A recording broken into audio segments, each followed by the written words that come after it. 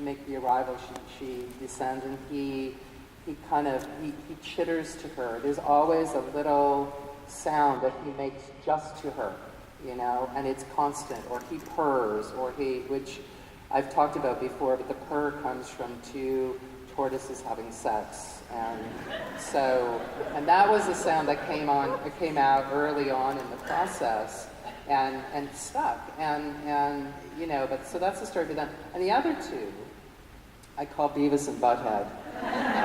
Because they're kind of goofs, right? Especially, it's a heartbreaking scene in the end, but the scene when they go down into the basement, they're like, hey, goats.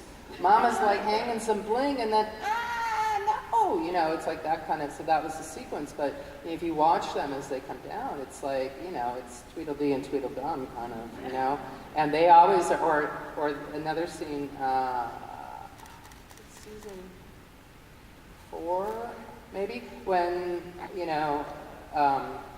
Drogon is sitting with Khaleesi on the bluff, and he's like having a picnic with his lady, and the two bros come in with the goat, and they're like squawking and fighting, and then he says, get the hell out of the way, give me that goat, that kind of thing. So it's like that kind of dynamic. So that's sort of what I play with, and have some fun with. Hey, Paul. Hey. I apologize in advance for how stupid this question is. Oh, stop. Have you ever worked the Wilhelm scream in any of your Never? No. No, I'm looking. I like to try to embed the Wilhelmina scream. I would prefer. No, it's a joke that is old, very old. It's a fun thing that's been around for many, many years. But no, I've never dropped the Wilhelm.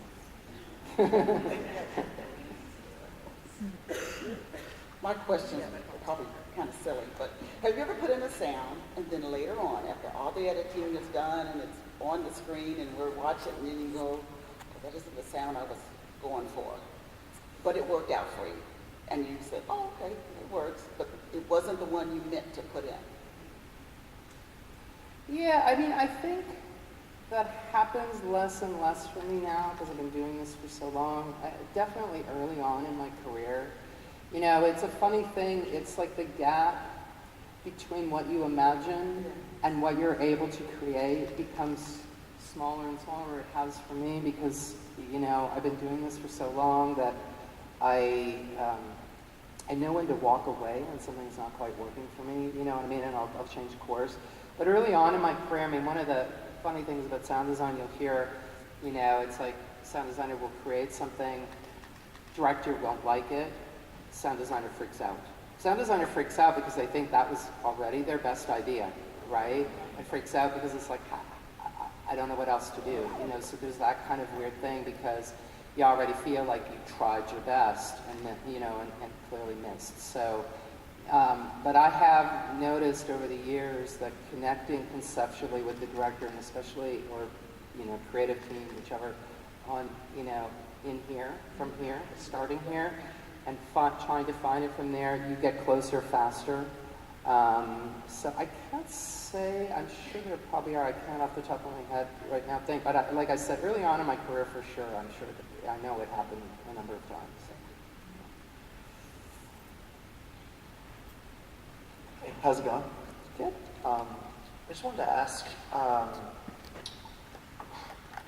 dealing with the issue of representation in Hollywood and all these other crafts in America and the world, how would you suggest getting into sound design today for all the women and all the prospective craftspeople in America? How would you get into it right now? Well, look, first of all, you must love it. That's the thing. No matter what obstacles have been put in my way, I could not do anything else, So that's the first thing. The second thing is finding your own voice, and finding opportunity. And if you can't, no one will give you a shot, make your own shot, And I've had to do that, I still struggle.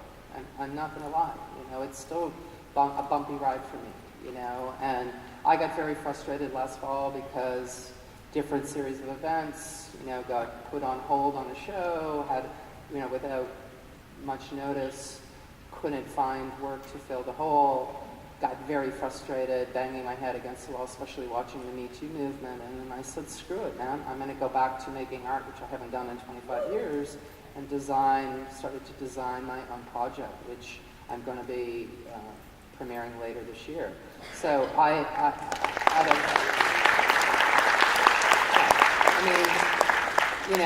look, no one is ever going to hand you the key to the city unless you're Stormy Daniels. I don't know if anybody saw that, but that just happened in West Hollywood. So. I ain't no porn star.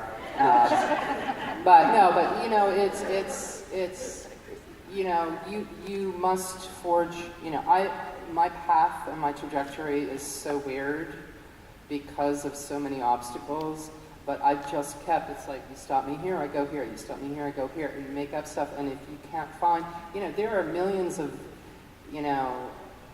YouTube video, whatever. First, you can learn tons of stuff. We're in an age, you can Google anything and learn anything online, so do that. Learn, be curious. And, take a scene from a movie that you love, take the sound out and recreate it and start to find your voice, What is it that you have to offer? What is your voice? Because that's when you're being creative, that's what it is, it's self-expression. There's a great book by Brene Brown called The Gift of Imperfection. And lots of people will say, I've heard so many people say, well, I'm not the creative type. This is so not true. We all are the creative type. It's just, some of us don't. Some of us do go there, and many of us don't. And her theory is that if more people went there, there would be less war, there would be less misunderstanding, because it's about self-expression. You know what I mean? It's about finding your voice and expressing that voice in whatever, whether it's sound, whether it's creating a phenomenal costume, whether it's cooking a beautiful meal, whatever that is. Find that. And in my darkest moment, all right, I came up with a motto because literally it was all I could do. And it was like, walk to happy. What is it that makes you happy, And, if sound is the thing that you want and that makes you happy, then doesn't matter what is put in your path, you'll find a way to get there. It's like a drug, in a way. We're kind of wired that way. So just find a way to do it. And eventually, as you meet people, as you put yourself out there, as you are bold enough to stand in the light with your voice, someone's going to notice and give you a shot, and it's the world is changing. Doors are starting to open. So for women who wish to do this, there are groups forming on Facebook. There are all kinds of there's all kinds of stuff happening, and there's also new technologies emerging for sound. Sound is going to blow up itself in the next few years because we've got immersive audio now and VR and all that kind of stuff. And that's new stuff. There are no rules there. There is nothing set up for that. And I'm seeing a ton of women starting to get into immersive sound, which is fantastic. So there's always a way. Cool. We have time for one more question. We got 2 minutes. It's a 2-minute warning. First of all, thanks for coming. It's such a thrill to get to see you talk about this and hear your perspective. I am so often just made breathless by the sounds in the show, and anything from the subtle little things to, of course, the dragons and the battles and that sort of thing. Is there anything that, even though you've worked on it and you know everything about what goes into it, is there anything that you've sat back and has taken your breath away and just been like, wow, like I did a fantastic job on that? Or just anything that even surprises you, even though you know everything that goes into it? Well, I think I am. Every time I see an episode when it's finished, I'm so proud of the team, because it's, this season, last season, every year we up our game, and I think, when we saw the wall come down and the blue fire and it freaked me out when I first saw that. I didn't know,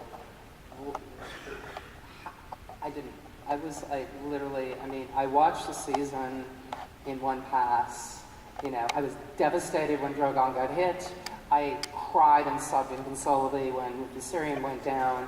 And then when I saw the blue fire and the dragon, I thought, oh my God, And then I went on a crazy journey to find that. And I think, you know, I was surprised that, you know, both myself and everybody kind of got to the finish line in the way that we did. It was spectacular because all the pieces came together.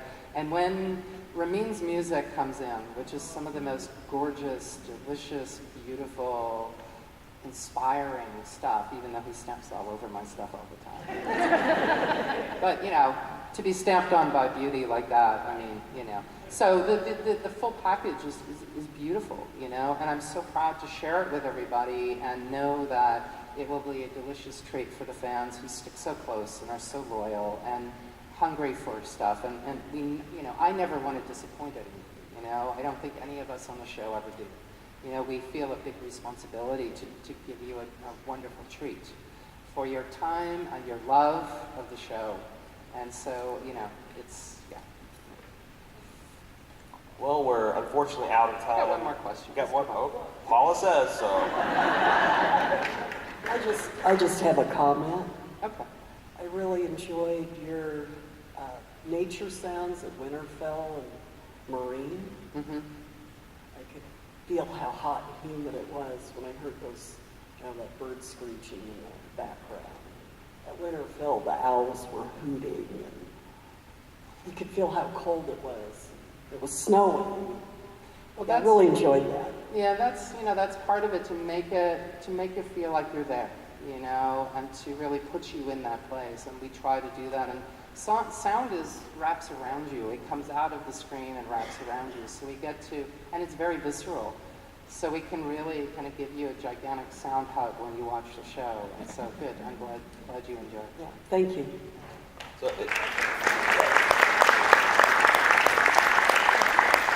if you can't get enough of Paula, she'll be back on the main stage at noon talking about making a career in show business. Making a career in show business. So if you still got some questions or comments on Friday, you can get them in there. Thank you so much for your time. Paula Fairfield, everybody.